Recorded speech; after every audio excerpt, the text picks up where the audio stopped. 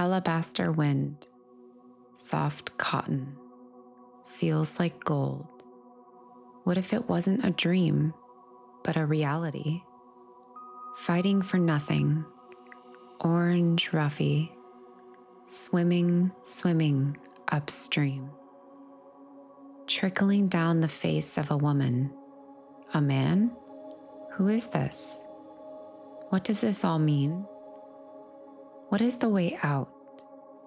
Bliss, bliss, bliss. Give me a kiss, you wild and naughty thing. Jump for joy. Love, being full of love. Let's do this. Welcome back to the Gracefully Wild Soul podcast. Thank you for joining this week. We are going to talk about creativity, being a creatrix, and my journey with the book, The Artist's Way by Julia Cameron. So let's jump in.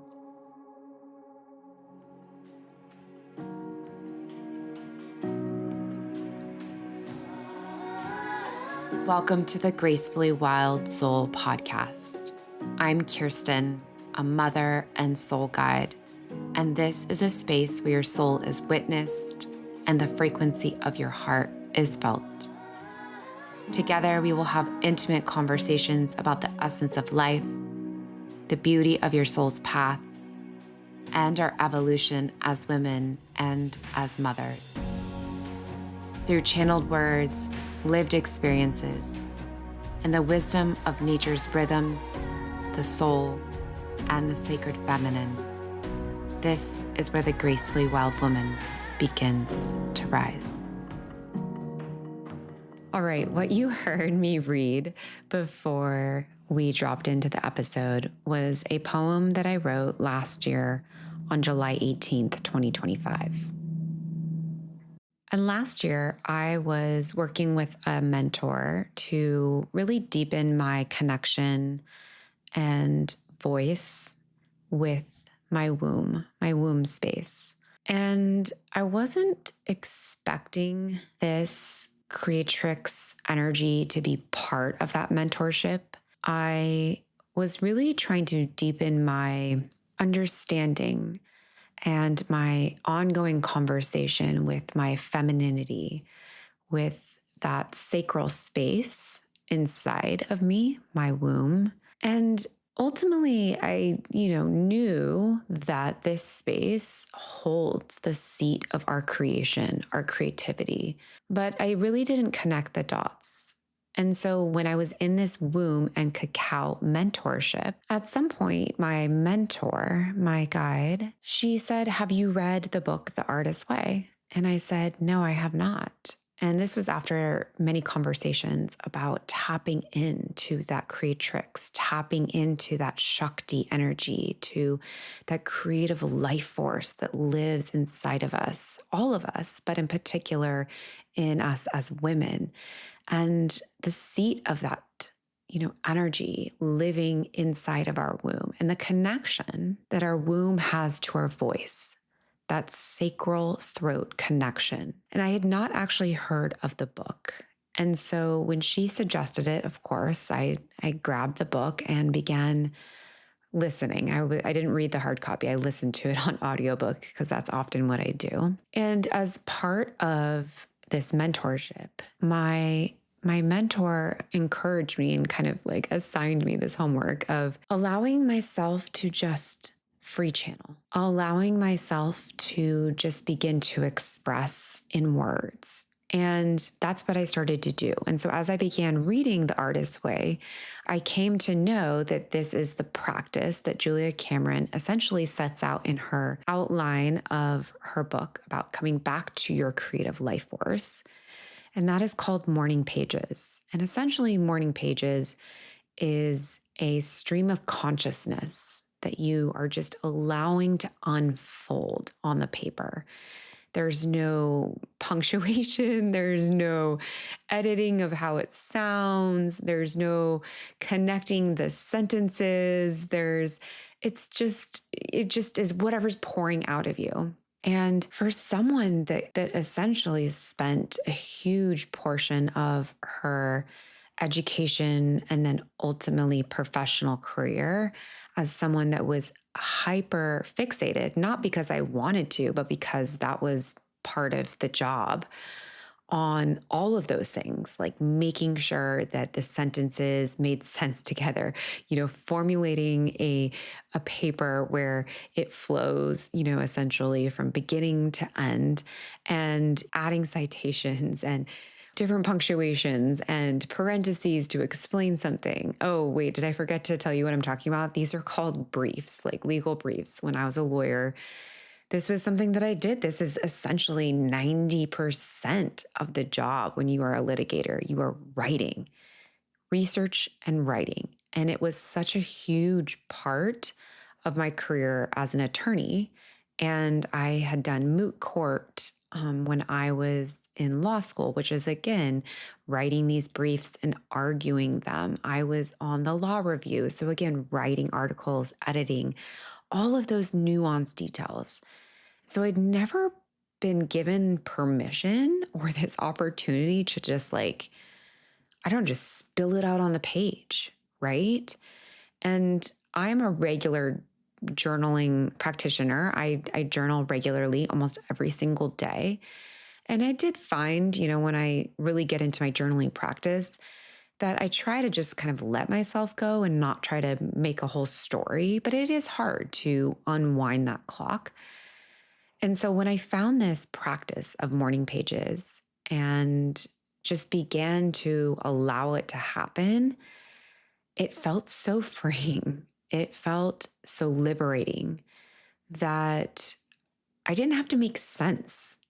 I didn't have to actually make it all work together in like a formula. I could just spill the beans. And I really gravitated towards this practice. So I continued on this journey for a couple months with my mentor, and I just allowed it to carry me. And so I want to talk a little bit about, some of the things that I had been working with before I found the artist's way. And then we're going to just drop into a few things that are found in the book. And I highly encourage you to grab the book.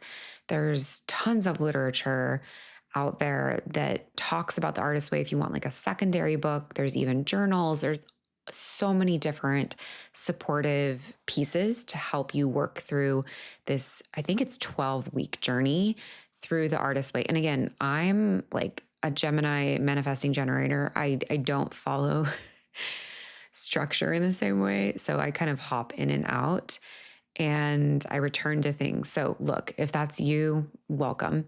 And if it's not, and you're full in for day by day, week by week, do it. I think the point is that we just have to start. We just have to start. And we're seeing a lot of that right now in this world of technology and artificial intelligence, that we're beginning to lose that mojo, like that magic of just doing something, on our own, like without assistance, and accepting whatever it is without judgment. Like, this is a new world that we're living in, like a new, I don't know, I guess, block. I would say that AI can be an energetic block for us when it comes to our creativity and tapping into that creative life force that lives within us. Because we need to get things done, and we want to check the box, and we want to get to the next, to-do item. But one of the things that I think is really important that Julia Cameron hammers in on in the book is that your focus should be on the process, not the product. And this is actually a huge lesson for me. I grew up with two very artistic grandparents. So on my paternal side, my grandmother and my grandfather, so they were married to each other, were both artists and photographers. My grandmother would paint typically with watercolors, and my grandfather typically with oils. And my grandmother was also an incredible photographer. She would actually take pictures and then put them on a card, and that would be like a greeting card. to someone, including us. And my grandfather was also an architect by trade. And so, again, using some of that artistic skill. But I observed their artistry in such a different way growing up. And I think that some of this conversation was instilled in me and some of it was witnessed, where seeing an artist and trying to see them find their way, make their way in the world is challenging. My grandmother would host kind of art shows, and her art would be displayed at different galleries and other gatherings and things like that. My grandfather, a little less. My grandmother was a bit more of the I don't know, professional side of the kind of artist way of living, I guess. I don't know how to describe it. Essentially offering her artwork for, money, where my grandfather would occasionally do that, but he was more of in this process on his own where, money came from architecture for him. My grandmother had other ways to make money, but, she did make some money off of selling her art. And I don't know that I would say that I would describe the situation with their art as a struggling environment. Were they a struggling artist? I think it's hard to say that. I think that my grandparents always lived modestly. And there was obviously conversations oh, well, I had an art show and, this piece sold, but this piece didn't sell. And you could see that there was these kind of low level conversations of how is your art selling and, what are you doing with it and et cetera. But there was, I guess, a tug and pull is my point. There was a tug and pull between using art as a way to make money versus art for the sole purpose of creation. And when Julia Cameron talked about this idea that the focus when we are tapping back into our creativity should be on the process, that was like a light bulb for me. This whole book, The Artist's Way, is focused on giving us permission. I guess, when I distill it down, it really is a permission slip. It's a permission slip to express yourself in the way that you need to be expressed and the way that feels good to you. And that expression can look absolutely different for everybody. But being creative is not necessarily being artistic. And so this idea of focusing on the process kind of broke that apart for me. It's oh, well, if we're focusing on the process, then we're focusing on being creative.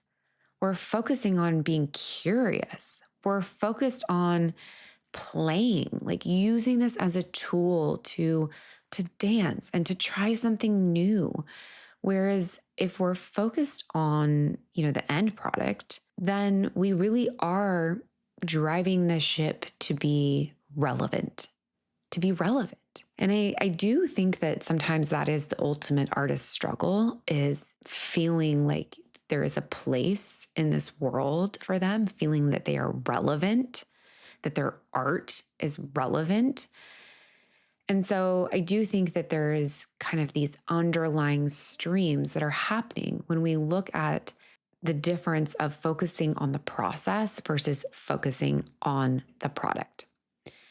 And so I really kind of took away from the book and just beginning to engage in these morning pages practices, a sense of relief that one, this creativity, this process of opening our creative expression is meant to be messy. It's meant to look messy.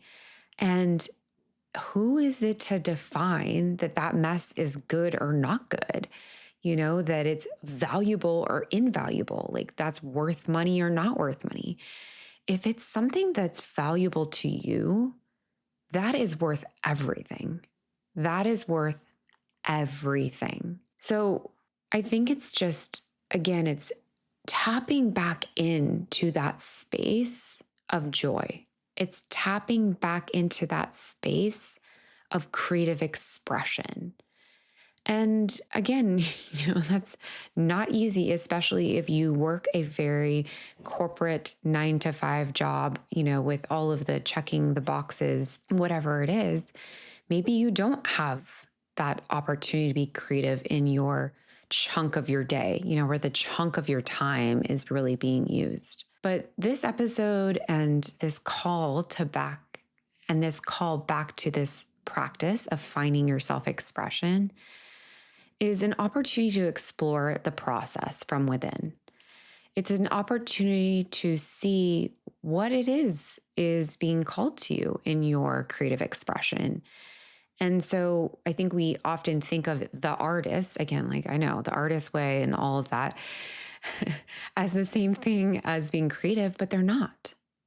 They're not. And not only are the word artist and creative not synonymous, or maybe it's not mutually exclusive. That's probably the right way to say it. They're not mutually exclusive, is that our own expression comes out in different ways. How we dress, writing poetry, performing arts, singing, painting, drawing, pottery, photography. So, maybe the question to look at is, what is pulling at your creative heartstrings? Maybe there's just something you've never even tried, and it's an opportunity to just try something fun and new and different. I recently was just at women's retreat. I guess it was a women's festival is probably the better way to describe it, not a retreat, in Canada. And again, there are a couple hundred women and there's free space and free time. Like you could go to the workshops, you could do different kind of activities and participate in different places, or there was just time to be. And I actually saw a woman actually two, now that I take that back, I saw two different women pull out like a little painting set. And it was honestly like the last thing I expected to see. I really did not expect that at this festival. And it was like, oh, yes, exactly. This idea that we have to, this idea that our art, that our creative expression has to be valued with money or that it has to be for sale is completely degrading your life force. It is completely taking away the idea that you are a self-expressing, creative, powerful, exciting, joyful, full of life person, individual, woman, whoever it is that you identify as.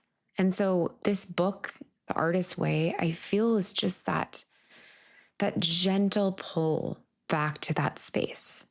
Pull out that painting set, on your break. Pull out a phone and draw something on your phone if you don't have the supplies and the materials. We're going analog again. So pull out a non-digital camera and see what happens. Remember those days when we had the disposable cameras or the cameras where we couldn't actually see the picture before we took it and we just had to trust? We had to go through the process. We had to go through the process to see what it was about. That's, I think, honestly, where we have lost our way a bit. My dad was into photography as well because his parents, and he actually would develop photography. So he had like a dark room. And I remember going in there a few times, and that's kind of the joy. That is the joy that we are actually missing out on. We've gotten so caught up in the digital age that we have to observe and see our product before we even are tapped into the process. We used to have to develop the photos to see the result. We had to go through that work and trust and spend the time, the detail to get that right shot. Or maybe it was, 10 of the same shot because you wanted to make sure that you got it all. And so I think that this idea that we have basically gotten hung up on is that we are so focused on the end product that we are missing out on the magic of the process. And that is where creativity lives. It's in the process. Whenever my kids say they're bored to me, I'm like, great. I love this. You're bored? Okay, let me give you all my ideas to, fill that boredom, not with like necessarily to-do lists, but I'm like, hey, look, if you're bored and you need something to do, why not bake some cookies? We can go on a nature walk, just again, finding that creative expression in different ways. And sometimes I'm like, I just reserve my thoughts and I just say, okay, great, you're bored. And like, and usually they just like are grumpy and look at me and, run off and then they figure it out. And then they figure it out. 10 minutes later, I come in and they're playing some game. Now, look, you got to accept that the house might get messy. That's been a learning process for me, but they're using their creativity. They're figuring it out on their own. Boredom incites creativity. So, you know what? Let's get boring together, okay? Let's just create the white space, the boredom. And that's actually one of the practices that Julia Cameron also talks about. So, we have this kind of structure of morning pages. It's this stream of consciousness. You're just putting it all onto paper, whatever it is. And then she also talks about creating time for this. Before this idea of white space was spoken about, she was, again, just reiterating that you need to create space in order to create. This is just like creating, anything else, whether you're creating a business, you are welcoming a baby into this world. You have to create space for this creation to start as a seed and grow and build and then ultimately be seen in the world. So, making that space for yourself, whatever it is that nature walk. It is time sitting on a bench without your phone.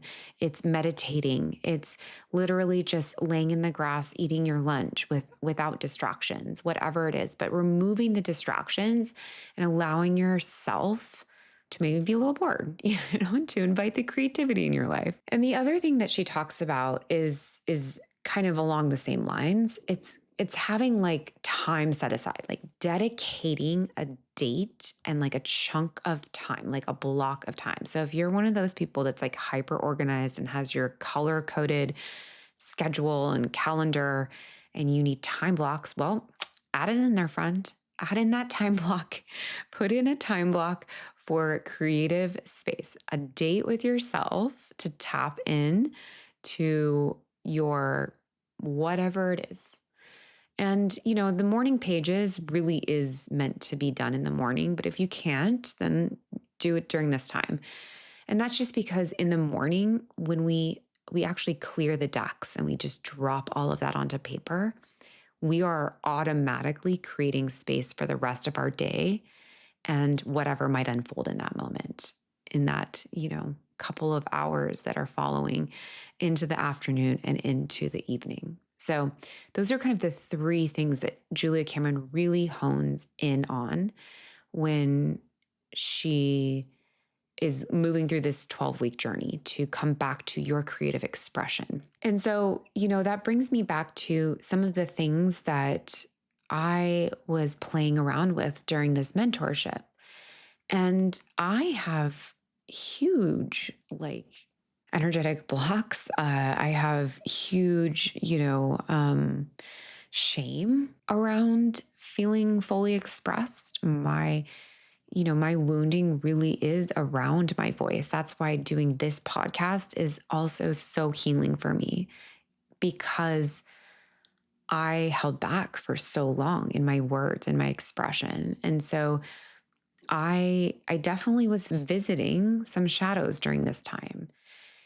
Just again, allowing myself to be free with my words and it not make sense. It was kind of like I was looking over my shoulder, like, wait, is anybody going to edit me or correct me? And, I actually, spoke with someone about that. It was like talking about the structure of things like, oh, poems should have structure or, different things have structure. And it's like, there is space for that. And there is an avenue. Obviously there's a whole publishing world out there that, focuses on publishing poems and books and short stories, articles, whatever it may be. And there is, a structure. There is a way to produce something, to invite a reader in and to keep them engaged. But for me, what this practice is about and what this book invited into my life was less structure. And so if you need the structure, if you feel that that structure is important, then by all means. But for me, part of my block was being overly structured, was being so rigid that I had completely lost touch with the fluidity of my voice, just allowing funny words, made up words. I like to make up words. What can I say? To just come to me, to just be, and just to land somewhere without expectation, without value being attached to it. And so, so maybe think where you are. Are you in the space where you really do need that structure? Or are you in the space where you need to just kind of erase that structure a bit and just free flow a bit more? So I guess I have like a few like little journal prompts or questions to just kind of throw your way as you move through this process. And, again, this time that we're about to enter, which is summer. I mean, we are officially in summer. Summer solstice has happened, and summer is the energy of creation. It is sunshine. It is literally what is coming through our Care Bear stare, like that space where we can just let that light shine. And it's the time to just be, playful and silly and try new things, be curious, whatever it is. And so that's why I love kind of reconnecting with the Artist Way during the summer season and during this, kind of time that we are in as we continue to encounter artificial intelligence and more, generated material out there. I think that this is going to be so, so important. So, so important. And I say that to my girls too. I say that to them. I'm like, look, technology is wonderful in so many different ways, and it can offer us so many different things. But also, self-expression and being creative and finding your way through that is really important. And we cannot continue to outsource that. That's something that we have to play around with, that we have to see what works. So maybe ask yourself, what is pulling at your creative heartstrings? What is something that you just want to create, that you want to play with, that you want to explore this summer? I loved paper mache when I was a kid. I also love clay and pottery. But friends, it is way harder than they make it look. Like the professionals, damn. I took a pottery class last year for my birthday. Yeah, I think it was last year. And, we tried to make bowls and like a vase. And I was like, wow, like it is a legitimate commitment to get it in a place where it doesn't like fold over and just, collapse inside of itself. But you know what? I just did it. I was like, I want to just put my hands on clay. Like that feels good. And I want to just try and come back to that space where I'm just trying new and different things. And hold me accountable, because photography has been on my list for so, so, so long. It is obviously something that I grew up with. It is something that has always been around in my life. And most of my family is really actually just beautiful at their photography. And so it's going to happen. It's going to happen. I'm going to make it happen. Okay. So you and me. And okay, so here's another kind of question, a journal prompt for you as we move into the summer season and we're connecting with our creative expression. Have you set any rules about being creative? Ooh, yeah. Okay, snap. All right. So this is actually something that I worked through in a workshop that I held last year.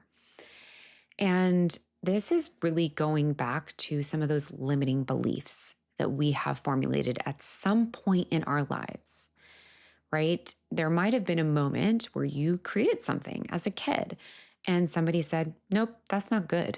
And you're like, ooh, that feels icky. That feels awkward. Okay, so that means that I can only do X, Y, and Z in order to be creative or be an artist or whatever it might be.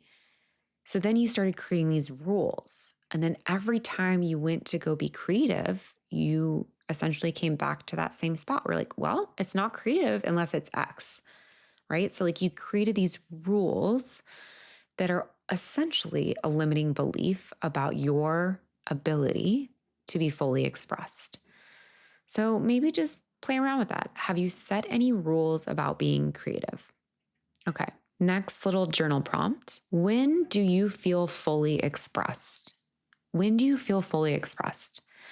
So, something that I just connected with on this women's festival was dancing. I've always loved to dance, but now I'm in my no drinking alcohol, like 40s stage of life where, we ain't clubbing anymore. We want the morning, the 7 a.m. club, beats with our matcha, right? Like I don't need the late nights with the drinks and all of that stuff. Done that, been there, check. So, what I connected with is this dancing, and it's just this free form dancing, like full body expression, moving, flashing the hair, like swinging the hips, like moving the feet. And at this festival, there were like these kind of late night dance parties. Again, this was just like a bunch of women in a tent on the grass dancing to the music playing, and everybody is just moving the way that they want to. They are moving the way that they want to.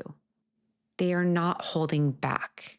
They are not saying or thinking, well, maybe they are, but from all intents and purposes, looking from the outside, it doesn't appear that they are thinking that they are judged or that they're concerned about how they're moving. It certainly didn't look that way. And so I feel so alive when I dance. This is being creative. Again, we come back to that conversation of being creative versus artistic.